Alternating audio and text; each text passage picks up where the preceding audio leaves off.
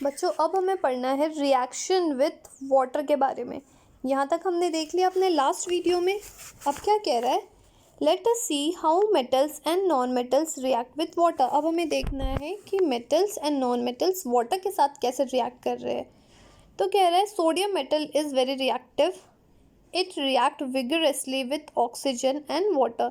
तो sodium metal कैसा है, काफ़ी ज़्यादा रिएक्टिव है और ये क्या होता है, काफ़ी ज़्यादा विगरस रिएक्ट करता है किसके साथ, ऑक्सीजन के साथ एंड वाटर के साथ।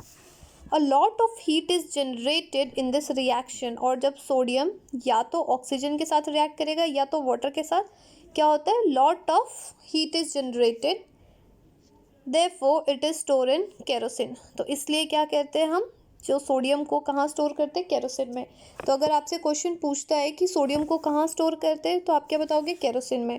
अगर आपसे क्वेश्चन अगर घुमा के पूछता है कि why sodium metal is store in kerosene, तो आप क्या बताओगे, because this metal is very reactive and it reacts vigorously with oxygen and water. और उसके बाद क्या होता है, it generates a lot of heat in the reaction, that's why it is store in kerosene. So clear है बच्चे। Next is activity दे रखी है 4.5।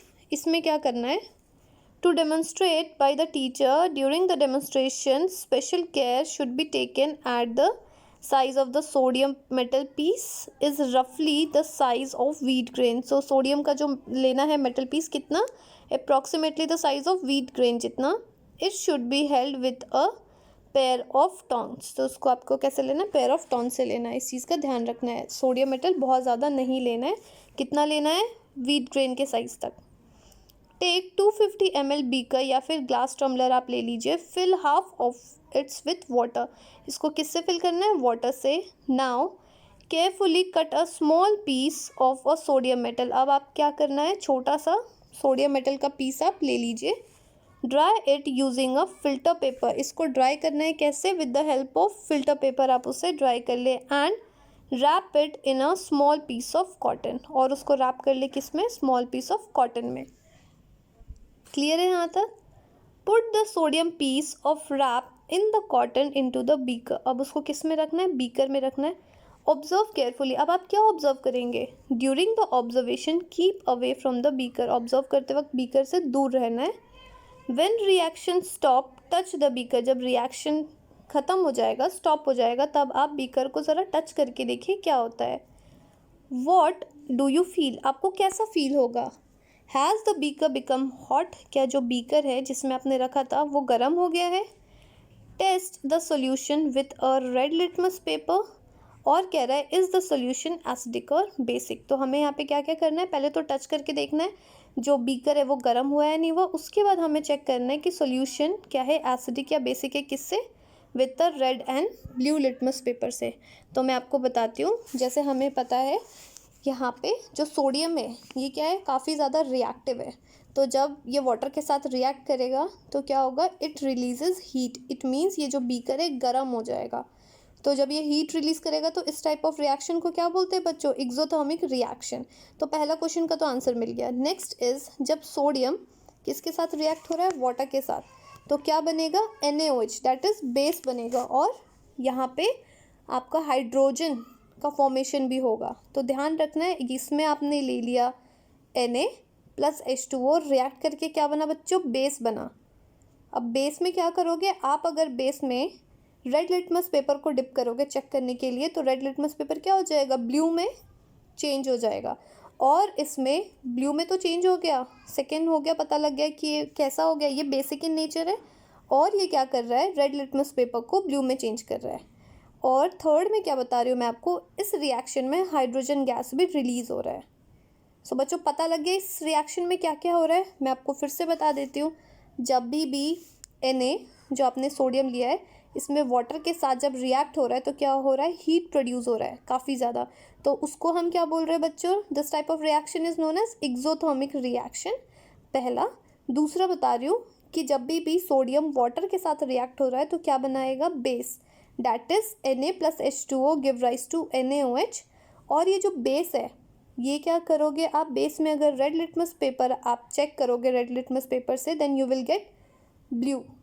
इट मीन्स जो रेड लिटमस पेपर है it turns blue.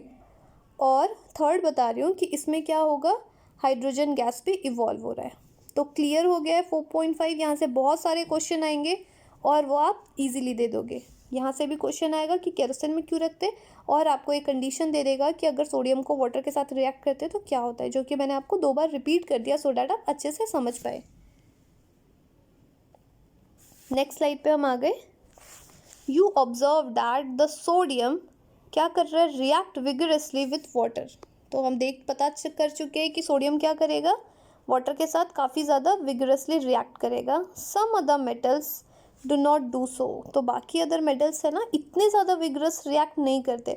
For example जैसे iron क्या करेगा, react करेगा वाटर के साथ वेरी स्लोली, वो इतना ज़्यादा विगरस नहीं होगा सो डैट कि आपका जो बीकर है वो भी गर्म हो जाए। तो क्लियर है। Some non metals do not react with water though they may be very reactive in air. अब क्या हो रहा है, ये तो मेटल्स की बात हो गई। अब हम बात करें नॉन मेटल्स की। कुछ नॉन मेटल्स क्या होते हैं, वाटर के साथ रिएक्ट नहीं कर रहे, वो क्या होते हैं नॉन मेटल्स, कुछ एयर के साथ बहुत जल्दी रिएक्ट करते हैं। जैसे such non metals are store in water. तो जो भी नॉन मेटल्स क्या हो रहा है, वाटर के साथ ना रिएक्ट करके एयर के साथ रिएक्ट हो रहा है, उनको हम क्या करते हैं, वाटर में स्टोर करते हैं। जैसे फॉर एग्जाम्पल क्या हो गया, फॉस्फोरस। तो फॉस्फोरस क्या है, it is very reactive non metal. Phosphorus क्या हो गया बच्चों, ये बहुत ज़्यादा रिएक्टिव नॉन मेटल है। तो क्वेश्चन आपको यहाँ से भी आएगा कि ऐसा कौन सा नॉन मेटल है जिसको हम कहाँ स्टोर करते हैं, वाटर में। तो आप क्या बताओगे, फॉस्फोरस। पर रीज़न पूछेगा तो क्या बताओगे कि फॉस्फोरस क्या है, वेरी रिएक्टिव नॉन मेटल है। कहाँ पे, एयर में। तो क्या होता है एयर में, अगर रिएक्ट करने के बाद इट कैचेज अ फायर। ये क्या करता है, ये आग लग जाती है। If it is expose to air, अगर एयर में एक्सपोज होगा तो आग लगने के चांसेस बहुत ज़्यादा है। To prevent the contact of phosphorus with the atmospheric oxygen it is store in water. तो इसी एक्सप्लोजन को या फिर एक्सपोज टू एयर ये ना हो और क्या हो, फायर कैचेस ना करे, इस वजह से हम फॉस्फोरस को कहाँ स्टोर कर रहे हैं, वाटर में। तो यहाँ से 2 क्वेश्चन आएंगे कि पहला ऐसा कौन सा नॉन मेटल है जिसको वाटर में स्टोर किया जा रहा है, आप बताओगे फॉस्फोरस। दूसरा होगा क्यों, क्वेश्चन मार्क आपको कर देगा कि क्यों। तो आप ये बता दोगे कि ये बहुत ज़्यादा रिएक्टिव है, और अगर ये एयर से एक्सपोज हो रहा है तो ये क्या हो रहा है, catches fire, that's why it is store in air. So this is also clear. Next is reaction with acids. अब एसिड्स के साथ हमें रिएक्शन देखना है। Let us see how metals and non metals behave with acid. अब metals और non metals दोनों acid के साथ कैसे रिएक्ट कर रहे हैं और क्या फॉर्मेशन हो रहा है। इस चीज़ के लिए एक एक्टिविटी है 4.6। क्या बोल रहा है, take a sample of a metals and non metals listed in table 4.5। ये 4.5 है, कुछ लिस्ट दिए हुए मेटल्स की एंड नॉन मेटल्स की, and separate test tube and the level them as ABCDEF। और उसको क्या करना है, अलग अलग टेस्ट ट्यूब में रखना है और उन्हें सेपरेट करके आप लेवल कर दीजिए ABCDEF। With the help of a dropper add 5 ml of dilute hydrochloric acid to each test tube. ये जितने भी टेस्ट ट्यूब लिए, हर टेस्ट ट्यूब में क्या करना है आपको, 5 ml डाइल्यूट हाइड्रोक्लोरिक एसिड को ऐड करना है 1 by 1। Observe the reaction carefully. अब आप रिएक्शन को अच्छे से देखिए क्या हो रहा है। If no reaction occur in the cold situation, अगर कोल्ड सिचुएशन में कोई रिएक्शन नहीं हो रहा है, warm the test tube gently. आप अपने जो टेस्ट ट्यूब है उसको थोड़ा सा वार्म कर दीजिए। Bring a burning match stick near the mouth of each test tube. उसके बाद क्या करने के लिए बोल रहा है कि मैच स्टिक को किसके नियर लाना है, each testis, and repeat the same activity with a dilute sulphuric acid instead of dilute hydrochloric acid. तो पहले हमें ये चीज़ क्या करना है, डाइल्यूट हाइड्रोक्लोरिक एसिड के साथ कर रहा है, and next with dilute sulphuric acid के साथ हमें रिएक्ट करना है और उसे देखना है कि ऑब्जर्व करिए यहाँ पे टेबल 4.5 में। तो पहले आपको बता देती हूँ जितने भी हमने टेस्ट ट्यूब लिया है, डैट इज़ ये जो मैग्नीशियम रिबन है ये क्या हो गया आपका मेटल, एल्यूमिनियम ये भी क्या हो गया metal, iron filling this one is metal, copper peeled ये क्या हो गया बच्चों, ये भी मेटल है, and charcoal and sulphur powder ये क्या हो गया नॉन मेटल। तो पहले हमने तो ये बता दिया कि ये जो ABCD है ये क्या हो गया बच्चों, मेटल हो गया, एंड EF क्या हो गया, नॉन मेटल हो गया। अब हमें देखना है कि मेटल को आप हाइड्रोक्लोरिक एसिड के साथ रिएक्ट करा रहे हो, पहले नॉर्मल, उसके बाद थोड़ा वार्म कर रहे हो, और उसके बाद दोबारा से इन सबको आप सल्फ्यूरिक एसिड के साथ रिएक्ट कराओगे एट रूम टेम्परेचर और उसके बाद वार्म कराने के बाद। तो सबके कितने हो गए, दो कंडीशन हो गए, मीन्स हाइड्रोक्लोरिक एसिड के 2 कंडीशन हो गए, रूम टेम्परेचर एंड वार्म पे, और डाइल्यूट सल्फ्यूरिक एसिड के लिए भी क्या हो गया, हमें देखना है रूम टेम्परेचर पे एंड वार्म करने के बाद। सो हम देखते हैं आगे रिजल्ट क्या है। तो कह रहा है is there any difference in the way the metals and non metals react with acid. So क्या कुछ डिफरेंस आ रहा है कि मेटल्स अगर एसिड के साथ रिएक्ट कर रहा है और अगर नॉन मेटल्स एसिड के साथ रिएक्ट कर रहे हैं तो कुछ डिफरेंसेस आ रहे हैं। तो मैं आपको पहले बता देती हूँ कि अगर मेटल्स एसिड के साथ रिएक्ट करते तो क्या बनता है, सॉल्ट बनता है एंड हाइड्रोजन गैस रिलीज होती है। और जब हाइड्रोजन गैस रिलीज होता है तो कैसे साउंड आता है, पॉप साउंड आएगा। जब भी आप मैस्टिक को टेस्ट ट्यूब के पास लेके जाएंगे then you can hear pop sound.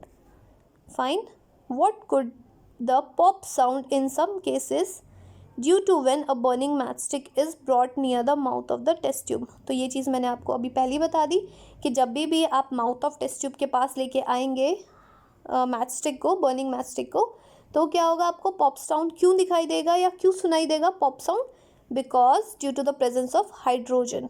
तो ये क्वेश्चन है कि हाइड्रोजन का साउंड कैसा है, पॉप साउंड है। कब लेके जाओगे, जब एसिड और मेटल जब रिएक्ट कर रहे हैं तब आपका क्या फॉर्मेशन होगा, salt plus hydrogen gas which gives you pop sound. तो बच्चों मैं ये 2 बार और इतना स्लो इसलिए बता रही हूँ क्योंकि ये काफ़ी इंपॉर्टेंट है और आप इसको अच्छे से समझ सको। You must have found that a non metals generally do not react with acid. हमें ये पता है कि जो नॉन मेटल्स है वो एसिड के साथ रिएक्ट नहीं करते, but metals react with acid and produce a hydrogen gas. लेकिन क्या होता है कि मेटल्स किसके साथ रिएक्ट करते हैं, एसिड के साथ, और क्या प्रोड्यूस कर रहे हैं, हाइड्रोजन गैस, जो कि मैंने ये पेज स्टार्ट करने से पहले बता दिया है। That burn with a pop sound. Pop sound क्यों है, बिकॉज हाइड्रोजन गैस है। बच्चों बहुत सारे क्वेश्चन है कि आपसे पूछेंगे मेटल्स एसिड के साथ रिएक्ट करके हाइड्रोजन गैस रिलीज कर रहे, तो आप क्या कहोगे, हाँ, लेकिन नॉन मेटल्स एसिड के साथ रिएक्ट करके पॉप साउंड नहीं आ रहा, इट मीन्स हाइड्रोजन गैस का फॉर्मेशन नहीं हो रहा है। You must have notice that the copper does not react with a dilute hydrochloric acid. अब क्या है, कॉपर क्या है, आपका मेटल है, लेकिन ये हाइड्रोक्लोरिक एसिड के साथ रिएक्ट नहीं कर रहा है। और कह रहा है इवन ऑन हीटिंग, आप उसको वार्म करोगे तो भी कॉपर रिएक्ट नहीं करेगा, but it reacts with a sulphuric acid. लेकिन कॉपर किसके साथ रिएक्ट करेगा बच्चों, सल्फ्यूरिक एसिड के साथ। क्लियर है। सो बच्चों हम डिटेल तो हम पढ़ चुके हैं, अब ये ज़रा टेबल को देख लेते हैं। टेबल में क्या है, कुछ नॉन मेटल्स दे रखे हैं, कुछ मेटल्स दे रखे हैं। तो magnesium ribbon, aluminium foil, iron filing and copper pale, flexible wire, ये क्या है, ये चारों मेटल है। And charcoal and sulphur powder, ये नॉन मेटल है। तो पहले तो हमने स्पेसिफाई कर लिया ABCD, ये क्या है बच्चों, मेटल, एंड EF क्या हो गया आपका, नॉन मेटल है। अब हमें क्या करना है, जो मैग्नीशियम रिबन है उसको रूम टेम्परेचर पे आप रिएक्ट कराओगे विद डाइल्यूट हाइड्रोक्लोरिक एसिड, तो क्या होगा, यहाँ पे हाइड्रोजन गैस इवॉल्व होगा, मींस पॉप साउंड हमें सुनने को मिलेगा अगर आप मैचस्टिक लेके आ रहे हो तो। और अगर वार्म कर दोगे इसको तो रैपिड रिएक्शन हो जाएगा। सेम अगर हम सल्फ्यूरिक एसिड के साथ करेंगे, react to give the hydrogen, and warm करोगे तो रैपिड रिएक्शन हो जाएगा। सेम हम एल्यूमिनियम फॉयल के साथ करेंगे, अगर हाइड्रोक्लोरिक एसिड को लेंगे रूम टेम्परेचर पे तो क्या कर रहा है, reacts to give hydrogen, and warm करने के बाद रैपिड रिएक्शन हो रहा है। और हम उसको दोबारा से डाइल्यूट हाइड्रोक्लोरिक एसिड के साथ कर रहे हैं, reacts to give the hydrogen, and warm करने के बाद the reaction is rapid. C में है बच्चों आयरन फिलिंग, आप दोबारा से लो हाइड्रोक्लोरिक एसिड मीन्स HCl, आप रूम टेम्परेचर से रिएक्ट कराओगे तो क्या होगा, हमें हाइड्रोजन फॉर्म मिलेगा, और वार्म करोगे तो रिएक्शन कैसा हो जाएगा, रैपिड। एंड अगर हम इसी आयरन फिलिंग को अगर आप सल्फ्यूरिक एसिड के साथ रिएक्ट कराओगे तो क्या होगा, reacts to give hydrogen, and warm के साथ करोगे तो रैपिड रिएक्शन। अब मेन चीज़ है डी वाले पे, डैट इज़ कॉपर। जैसे हम पढ़ चुके हैं अभी डैट कि वो रूम टेम्परेचर पर रिएक्ट नहीं करता है, एंड इवन आप वार्म करो तो भी नहीं करेगा।